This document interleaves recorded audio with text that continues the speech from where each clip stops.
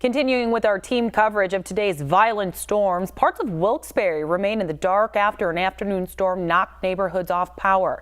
Newswatch 16's Peggy Lee joins us live with what caused the outage. Hi, Peggy. Hi, Carmela. I'm here on South Main Street, where there are plenty of PPL trucks behind me down the street. PPL says more than a dozen utility poles were brought down by that storm. PPL says a total of 5,600 homes and businesses lost power. Tonight, that number is down to 1,900. Utility poles were scattered all over South Main Street in Wilkes-Barre like fallen dominoes here along the South Main Plaza. This is what was left behind after a violent thunderstorm blew through. PPL believes that 12 to 15 utility poles were brought down, causing emergency crews to scramble to the scene due to those torn wires on the ground still being live. This is the area where there was the worst damage. Several telephone poles down. There was a serious issue with power and the area being energized. Matthew Tellerosky and Dean Ambosi are juniors at Wilkes University.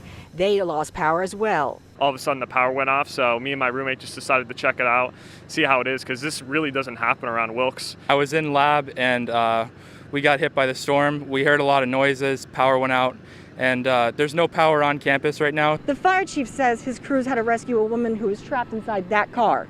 The chief says that car had live wires on top of it, keeping the woman there. PPL says it cut power to those lines so firefighters could get her out.